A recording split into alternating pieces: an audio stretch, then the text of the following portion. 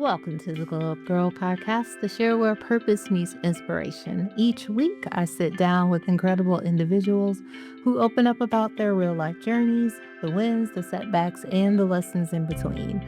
Whether you're navigating career moves, entrepreneurship, or personal growth, you're in the right place. I'm Kyra Mitchell Lewis, your host, and I'm so glad you're here. Let's glow up together. All right. Well, happy Thursday, everyone. I hope you all are doing well. Hope you're having a fantastic week. All right. Before we dive in, a couple of things. First off, let me put my glasses on because for those of you who are watching, because I can't see, um, if you are someone who has said, this is the year that I get my personal story together. This is the year where I start being on shows like Glow Up Girl, where I take the speaker stage, where I even update my website, right, with my about information. If you are unsure exactly what that should look like, and you're like, what is that narrative for me? Make sure you check out Story Labs by Glow Up Girl. This is an opportunity where we can come together. I will give you a simple questionnaire to just consider. You don't even have to fill it out completely. We do a Zoom call. We talk about your kind of storylines, the themes. We look at, the past, how it can pour into, where you are presently, and then how do we turn that into the story that you pitch yourself to be on podcasts or to be on the speaker stage. So check it out, glowupgirl.com/story-labs. All right, so you can go there. It's really a powerful space to help you uncover your voice, own your narrative, and share your story with confidence. All right, so let's talk about today's episode. Um, all right, today my guest is Vicky Martin. We'll be talking about writing as healing, mental health, creativity, and self-reflection. So Vicky is a licensed mental health therapist, author, and CEO of Oak Hills Behavioral Health Solutions. She has a deep passion for personal growth and creative expression, and she uses writing as a tool for healing, reflection, and emotional wellness. Her work supports individuals from all walks of life as they navigate mental health and personal development. All right, so as we know, things that we love to champion and talk about here is personal growth and also our mental well being. So let's go ahead and grab her and get this conversation started. All right, welcome back, and let's welcome Vicky to the show. Welcome, Vicky. Hi, how are you? Very good, very good. I'm glad to have you here, and we'll go ahead and get our conversation started as we like to do so often. Let's have you tell our audience listening or watching who you are and what you do. So, I'm Vicky Martin. I'm a therapist, a licensed professional counselor, and author. I recently published a book called Portraits. It is basically my journey expressed through poetry from the time I was about 11 until I was in my mid 30s, processing my feelings because I was raised in a time and a house where we didn't talk about mental health.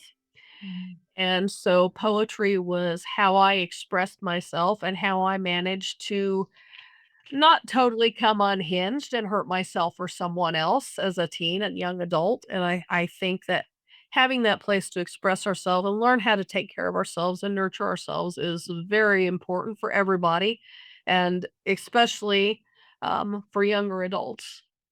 Mhm. Awesome. Thank you so much, Vicky. Well, let's talk a little bit more about the inspiration behind poetry. So, I think you said something that is really an insight for a lot of people. And I think, like a lot of times, you like to think about. You mentioned you grew up in a time where it wasn't like the thing to do is talk about mental wellness in your household. And so I would probably also say that there still are lots of people today who struggle with that, even though mental health has become such a important part of how we care for ourselves today. But what would you say? Obviously, you used journaling and poetry. Mhm. to help to give you that space. But right now, if we're looking at people, what would you say to people who are out there and they're like, yeah, I mean, I know I have access to these things, but I may not be ready yet. Probably the most basic thing we can do literally is breathe. And Mhm. and we hear that, "Just breathe." Well, we come into the world knowing how to breathe, and we rapidly forget how to breathe. Yeah. So, one of the first skills that I teach any of my clients, especially those that are struggling with anxiety, is I refer to it as 4-4-6 breathing. Inhale into the diaphragm for a slow count of 4. Hold that breath for a slow count of 4. Exhale like you're blowing through a straw for a slow count of 6. So it's literally breathe in, 2, 3, 4, hold, 2, 3, 4, exhale,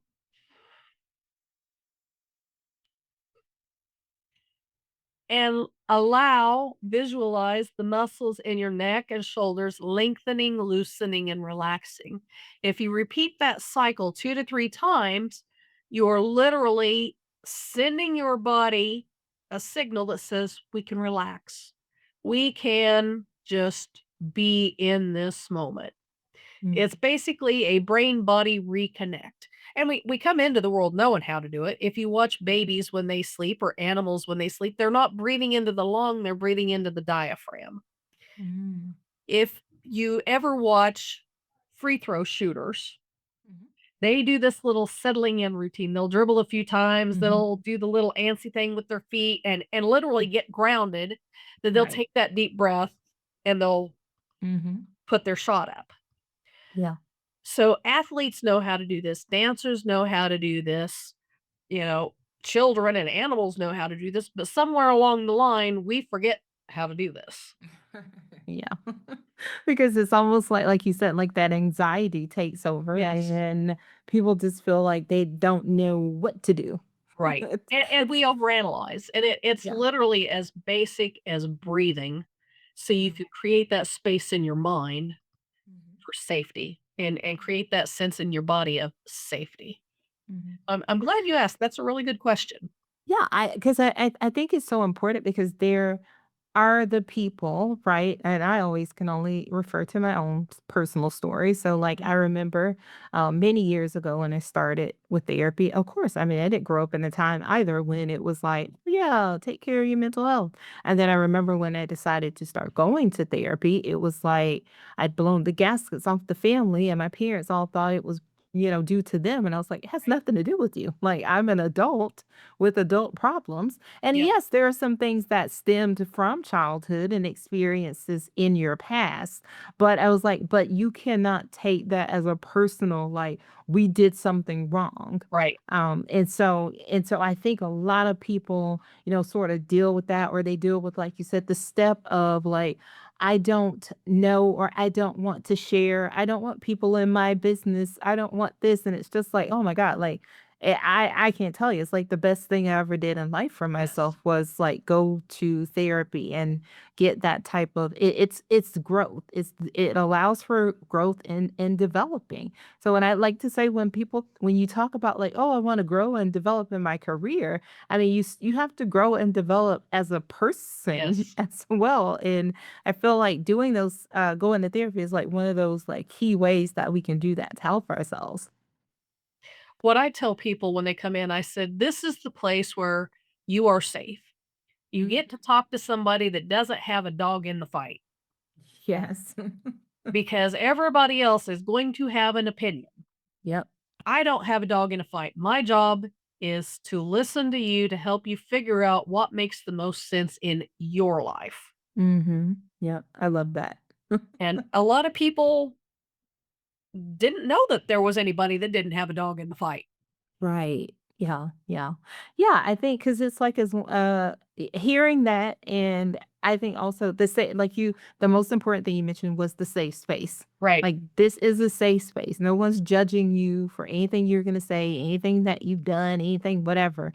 This is your space. And then when you realize you have that support of someone who actually, I think the thing, especially sometimes with the women, because I know this was the thing for me, like, is actually when you realize that, like, the person that is your therapist, because when you have a really good therapist, it's like that person truly cares about you winning right. and you developing. And like everybody else who you may come to them with, like, yes, they're going to help you, but they are there for you. Like, they're your cheerleader, Right. cheering you on. And I think that is so important because so many people, like you said, so many people are accustomed to not having that, not having the safe space to explore their feelings and talk about them.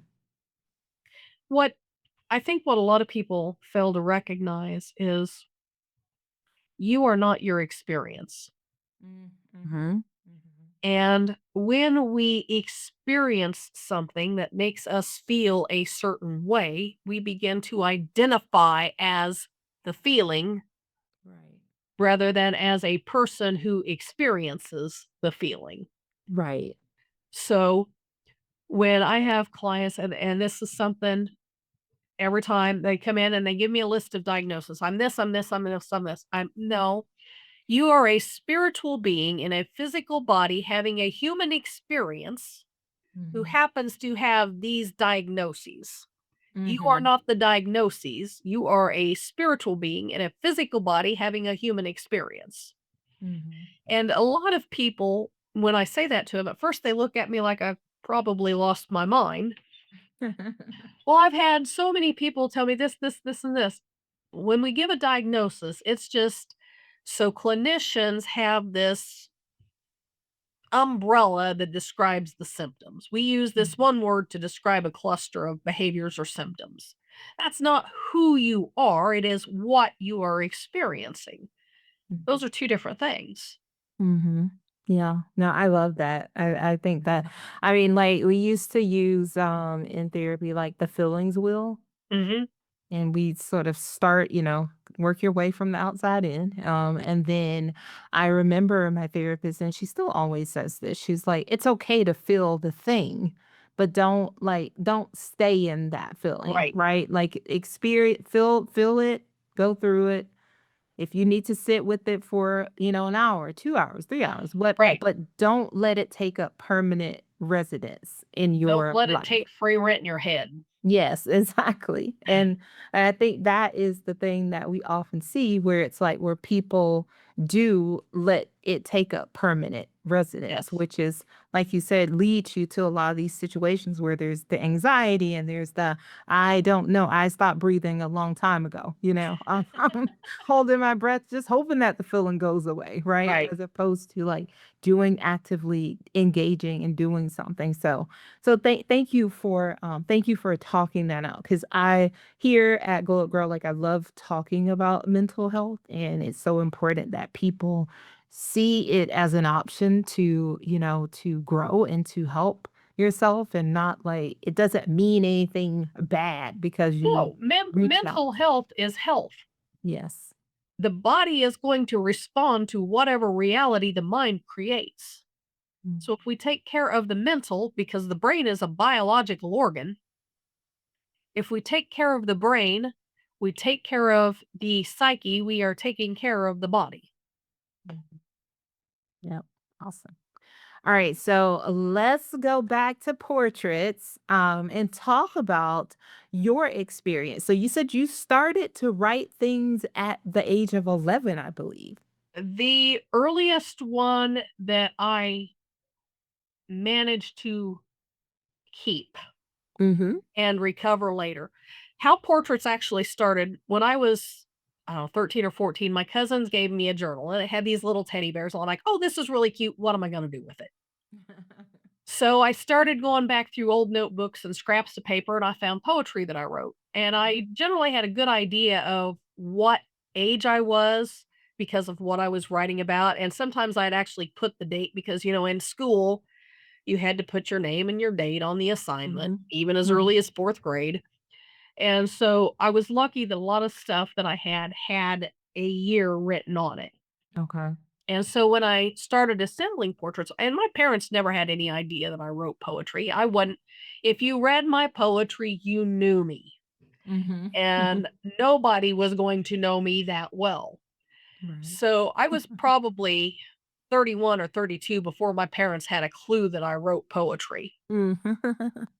So I started putting this stuff together in this little journal that my cousins had bought me. And then in college, I was taking an adolescent psychology class, Mhm. and we had some assignment, and I started pulling poems that I wrote and turned in. And as I'm reading this, I'm like, Lord, I was a hot mess. How did I not end up in a hospital somewhere? Mhm. Keep in mind this was early 80s. So mental health was not something you discussed Right. openly. That Mhm. didn't become a thing until probably, I would say, definitely after Desert Storm, probably closer to 2001, 2002.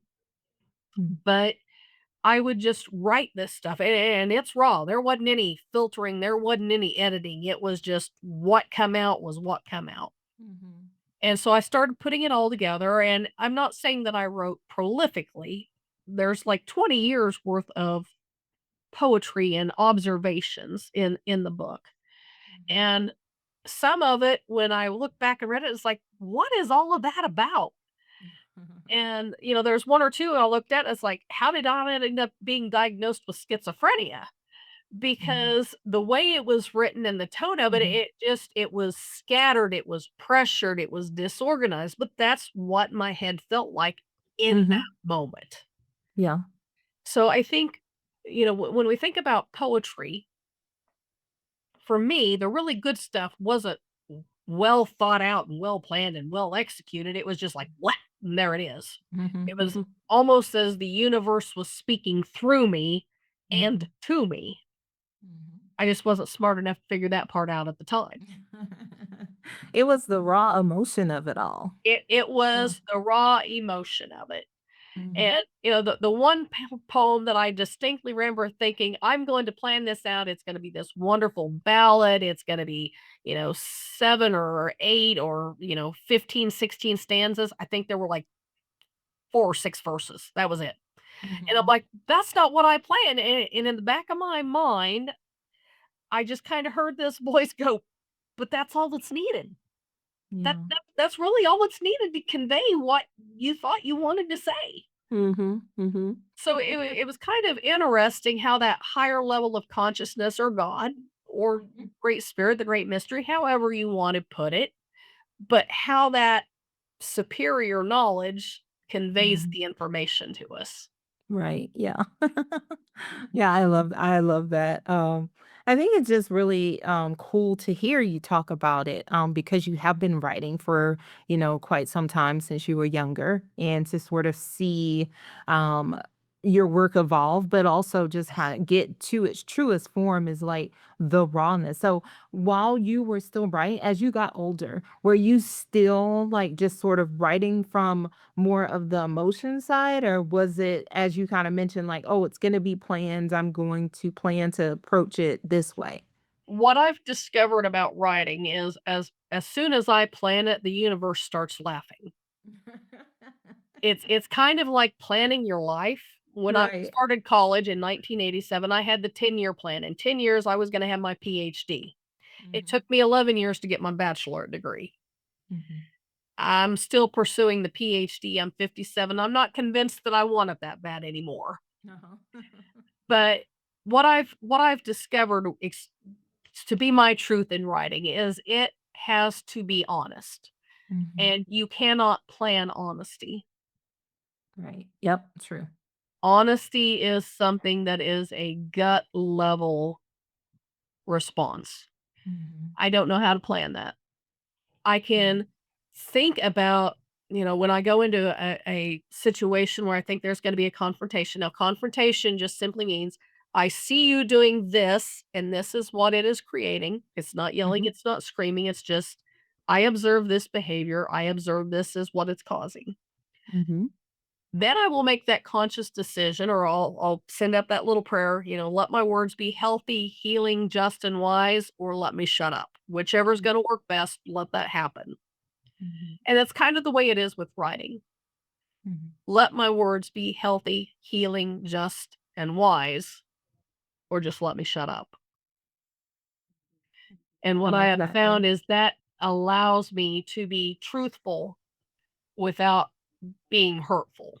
Mhm. Mhm. Yes, I like that. And you can tell like you care because you've thought about the approach, right? Whereas Yes. a lot of people just are like, "Well, I'm just blunt, so I say whatever." And it's like, yeah, I mean, but you've been very intentional about how you approach someone or Right. something. Yeah. With writing, it's easy to do that. Abraham Lincoln was one of probably my favorite writers and Mhm. communicators. He and Barack Obama, I think, are phenomenal communicators. There's a book, and I don't remember who wrote it, but it's called Lincoln on Leadership. And they talk about Lincoln would be mad at his generals, and he would pen a letter. And if it was Mhm. really hot and really intense, he would put it in an envelope, put it in his drawer, or literally put it under the cushion of his chair and leave it for a day or two. And then he would go back later and look at it. And if he still felt that way, he would go ahead and post it. If Mhm. he had cooled out a little bit, then he would redraft it, or he would just throw the original one in the fire pit and be done with it. Mm. And so that's the beauty of writing, especially in when you're communicating grievances with others, is you can draft it, sit on it, and Mhm. revise it rather than just shooting it out. Now, Yeah. as a therapist and at my age, I have learned to at least 95% of the time get the filter in place before the mouth opens. So Yeah. when somebody presents something to me that rubs me the wrong way, I will literally take a minute and, okay, Mhm. and then start with what I want to say. Because if I don't, if that filter's not in place, it's Mhm. all mouth, no brains. And I've just learned that doesn't work well. People's Right. feelings get hurt, and even if I win the argument, I still lose because I've hurt somebody else. Right, right. Yep, yep. No, I think that is great advice that people can learn from. Because just because it like comes to you doesn't mean you should just say it, say it out loud. Exactly. Or Freedom of or speech comes with responsibility. exactly. Just think about it. I like that approach. So like write it down. Even if you're not a writer, people, and you're thinking someone has said something to you and you want to address it, type it out. Yes. This is what I would say. Yeah, just rest on it and then take step back and then go and say, is it, like, is it still something? Do I need to say it this way? Like you said, do I need to say it this way or can I say it another way or do I need to say it at all? Has And the moment passed? sometimes it doesn't need to be said. Yeah, yeah, I think. One of the things I've found, because I'm very much bottom line up front. Mhm, An ace is an ace, a spade's a spade. They're not mhm, disguised as anything else. mhm, So I'm very I'm a male pattern thinker. I'm pretty direct, and that's very abrasive for a lot of people. Now, I'm a farmer's daughter and a soldier's wife. I don't typically dance around the topics. I get to the meat of it. So mhm, what I've learned to do is when I draft an email, especially like an interoffice communication, I'm loving AI because mhm, I can use Gemini or Copilot and I can soften my tone while delivering the mhm, message. mhm. Because sometimes it's not the words that we say, it's Right. our delivery that causes Yes. the damage. Yep. Yep. See, I like it. I like it. Now, Vicky, let's talk about how your own personal experiences shaped your career in behavioral health. Oh, wow. So I'll backstory. My grandfather in 1950, somewhere between 51 or 53, was hospitalized in the state hospital for severe depression. Mm, So my mother, as a little girl, was taught we don't talk about mental health. We pick up the rug, we sweep it all under the middle, and put down the mhm, rug and hope nobody trips over it. mm, So bipolar disorder. We didn't know at that time it was called manic depression. I grew up with uncles that were diagnosed with manic depression. My mom had a lot of anxiety. I had traumatic experiences as a child and struggled with depression and anxiety pretty much as long as I can remember. So I remember being extremely angry. I remember feeling judged quite a bit, dealing with bullies at school, being told I was stupid, being told I was ugly. Definitely was not built like the Malibu Barbie doll. My grandma Mhm. described me as being built like a brick outhouse. So I definitely didn't have Malibu Mhm. Barbie features. Mhm. Mhm. So growing up in that era, I did not meet the standards. Mhm.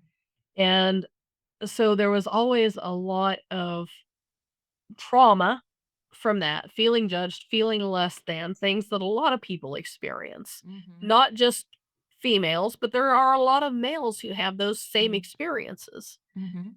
And so I started writing poetry, and I remember at one time thinking, I want to be a doctor. Well, I took chemistry in high school. The first chapter I read it 6 times, didn't get any of it. It's like, yeah, that ain't gonna happen.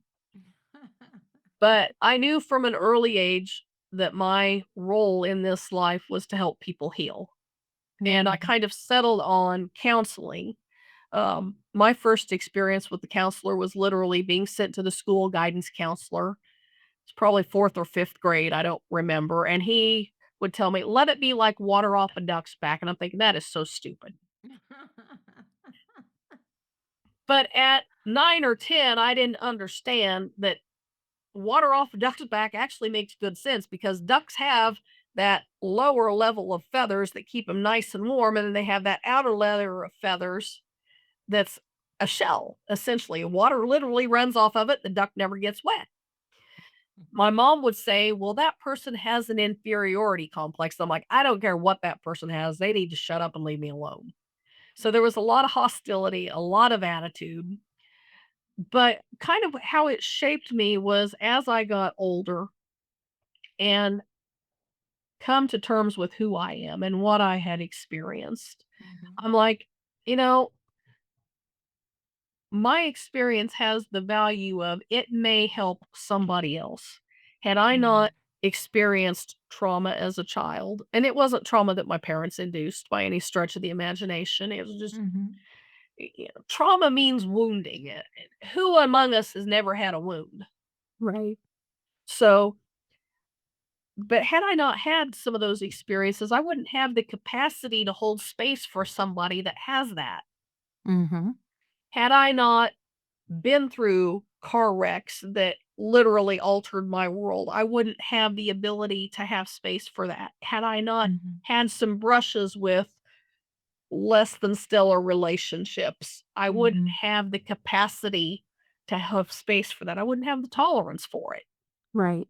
Mhm. And so some of those things, one of the things mom would always tell me is God doesn't give you anything or he wasn't put you through anything that you can't get through. And I'm like, well, I may be kicking and screaming, but I'll get through it. You may Right. have to drag me kicking and screaming, but I'll get through it.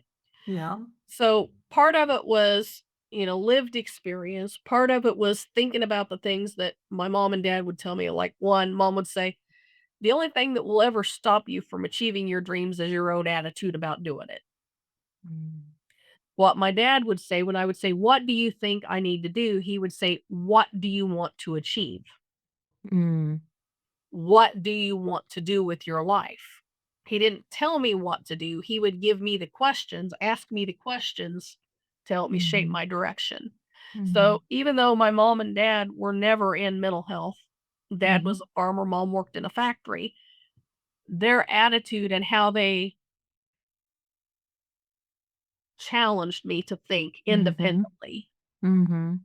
is a lot of what shaped me into working with behavioral health. When I actually Mhm. started working in behavioral health, my mom goes, "Well, what's it like to work with somebody that's crazy?" I'm like, "I grew up with crazy. I work with people who have mental health issues." So she goes, Mhm. "Well, what's the difference?" I said, "Crazy will never admit there's a problem and they aren't going to do anything to fix it. Mhm. The rest of us are trying to keep a grip on life." But then later on down the road, somebody else come up with the saying that I liked even better. Everybody has stuff. Mhm. The question is, what are you doing with your stuff? Mhm. Very true. So, you know, I had always told myself everything in my life has had a purpose. Mhm. The pain, the joy, the sorrow, the challenges, you know, the times that I don't know that I was deliberately beating my head on the wall, but sometimes it felt like it. Mm. Mhm. All of that, all of those processes is what brought me to this point. Mhm. 20 years ago, probably, yeah, 20, 25 years ago, I tried to publish portraits. There was no market for it. Well, now we're at this wonderful age where you can self publish. And it's like, oh, wow. I'm not going to say this is going to be cheap, but it's doable. Right. I Yeah. can put this out there now. Mhm. And, with podcast, when I was in my 20s, I would have never dreamed of being on anything like that. That was just like way beyond my wildest scope of Mhm. imagination. Mhm. To be known outside of my local area was just Right. inconceivable. Yeah. So it's amazing how, everything has its time and its season. Mhm. And the moving portraits, opening a private practice, well, it's a group practice, but I'm not working for another agency. All of Mhm. that stuff came about when it was ripe for the Mhm. picking. Yes. Yep. Love that. I start look y'all, Vicky's over here dropping nuggets. Some of them were hard won, and some of them hit me upside the head. So, to build from that, if you had to tell your younger self something today about growth healing and even self-trust, what would you say to the younger Vicky? Oh, wow. I would probably say, let your imagination run wild in the most beautiful ways. Mhm. If we anticipate challenges, we're going to get challenges. I'm not saying go in blind, Right. but look for the opportunities to grow.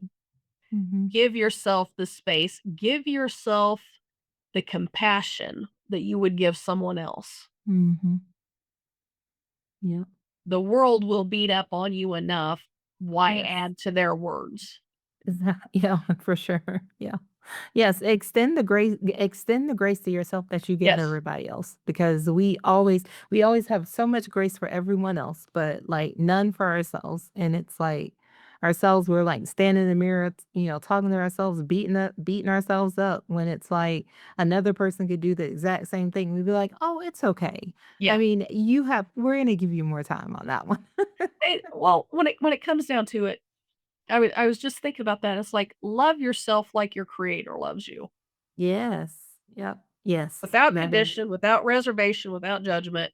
Mm-hmm. Just love yourself like your creator loves you and Mm-hmm. know that you're going to evolve. Mhm. Yeah, I love that because yes, you are absolutely right. No matter how many times we fail or say something crazy, like the number of times you can I mean, for me, myself being, woman of faith as well, and, it's like, whatever, I'm like, "Okay, but God, like, today, let me tell you, I know I said I did this yesterday, but I'm coming back today, and I'm just Mhm. hoping." And it's like, you don't even have to ask, like, you just have to say the thing and say that, "Please forgive me for that thing," Yes, and then you move on. and let it go. We're Yeah. like a toddler with a 12-month-old with a pacifier. I'm gonna throw it out of the crib, bring it back. I don't want it, bring it back. Here, Mhm. it's yours, give it back. That's how we are. We Yeah. are essentially overgrown toddlers. Yes. We do that with our anger, we do that with our fear, we do that with our anxiety, we do that with our Mhm. resentment. Mhm. And if we would just be like, "Okay, here it is. Yeah. I'm done." Yes. Woo! If we did that, wouldn't that be amazing? I mean, It and I It would be liberating. I'm just trying to tell you, like, I mean, and I say this only as a person going through it, but I've gotten to this true place where, I mean, I still have my days, but like I'm in total surrender to God and what He would have me to do. Right. And it's a series of conversations all the time, even sometimes waking up in the middle of the night to recite Proverbs 3 and 5. Mhm. That I will not lean to my own understanding, and I will say that out loud because I know that is the thing that I have to do for myself in order to be able to like fully surrender, Yeah. especially when you're in a place. And I do have a personality and have been a person who is like on top of it. I've got to be in control and I'm going to pray about it. But God, I'm going to help you along the way. And He's like, I don't need your help. Yep. I was doing this long before you were thought of. Exactly. So, like, get out of the way. So I am in full, like, get out of his way and let this journey and this path that he has for me, like, fully let it, like, Right. Let flourish. it flow. Be like water and let it flow. Exactly. Yep. Oh, I'm sorry. Go ahead. Oh, I had a thought and then the train left the station without Oh, me. well, if it comes back around, you just come on in there with it, girl. Let's talk about like creativity and mental health. Like, how do you see those two things intersecting for the people, for either yourself and the people you work with? So, the funny thing with creativity is sometimes mental health that my best poems come out of my deepest despair for the most part. Mm. Mhm. I have relatives that I don't know whether they have formal diagnosis, but I know they've definitely got some stuff. Mhm. And one of them has talked about his best acting comes out of periods of mania. Mm. Um, it can be it I think the biggest takeaway is whatever you're dealing with, figure out how to work with it instead of fighting it. Mhm. Swim with the current. Unless you're a salmon, swim with the current. Unless Right. there is a valid need to go against the current, swim with the current. Mhm. So with creativity for me, there like if with writing, it's usually I'm processing through some major life event. Mhm. There was a period in my early 30s. My writing was around relationships and a divorce that I was going through. Um, there's a writing processing through miscarriages and that grief of a child that I thought I was going to have that Mhm. didn't manifest. There's Right. there's probably a few in there that even though I was irritated and aggravated and angry with God, they're still acknowledging that my highest good was always the ultimate plan. Mhm. And, now that I'm closer to 60 than I am 50, had my last pregnancy gone to term, I wouldn't be in private practice. I would be Mhm. at home with a 13 or 14-year-old. Actually, she'd be about 16 by now, but I'd be at home with a teenager. I wouldn't Mhm. have this opportunity to reach so many other lives Right. Yeah. because of the one. It doesn't make losing that or not having the opportunity, I can't say losing, but not having the opportunity that one less painful, but I'm able to see it in the bigger picture. Mhm. I have clients that their ability to write songs, to create Mhm. music from their emotions is what has helped them to achieve the most healing and the most stability that they've Mhm. experienced in their life. But I've Right. also seen people that their pain or their dysregulation is so intense that there's no focus to create anything. Mhm. They're doing good just simply to breathe and get through the day. Right. So it's kind of a catch-22, and it literally depends on the individual. I Mhm. don't know that there's a direct link. If there's empirical evidence, I haven't bothered looking into it. Mhm. Mhm. But I think sometimes having this idea of what we want to create gives us this thing that we can strive for, that Mhm. maybe sometimes that's the incentive to do what we need to do to get in the mental space Right. that we can create. Yeah. Yeah. Awesome. I love that. Um, All right. So, Vicky, before we go into three things with Vicky, I want you to tell everybody listening or watching us where they can purchase your book and how they can connect to you. So my book is available. It's called Portraits. It's on Amazon. It's available as an ebook, a paperback, or a hardback. So Amazon.com, Portraits by Vicky Martin. Um, the easiest way to connect with me is via email, and that is at vicky.martin@ohbhs.org. If you There is an author website. It's author Vicky Martin, I think it's .com is the website for portraits, and it has a link that will take you back to Amazon. Um, you can also find me on the Oak Hills Behavioral Health website. So I'm not that hard to find. Now, Mhm. fair warning, there are multiple Vicky Martins who are authors. There is a Vicky Martin who does professional photography. And there are a number of Vicky Martins who are therapists. I did not realize how common my name was. Well, we'll make sure we put all the links in the show notes so that you all get the right Vicky Martin. Awesome. All right, Vicky. So we're going to transition into three things with Vicky. I'm going to ask you three questions that just helps our audience get to know you a little bit better. So the first one is a two-part question. It's how do you start and end the day? So I actually start the day with just laying in bed and snuggling with my Great Dane Bella. Just laying there Mhm. and enjoying that cuddle time because that's the only time the dog wants to cuddle is in the morning. And at night, I usually wind down the day. I This is probably not good sleep hygiene.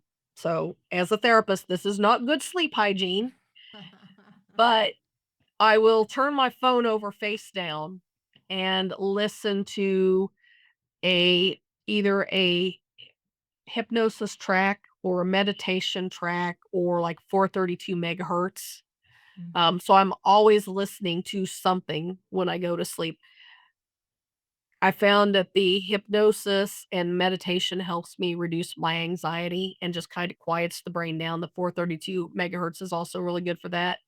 Or if it's an audio book that, I'm hoping will somehow my subconscious mind will pick up, I'll listen to that.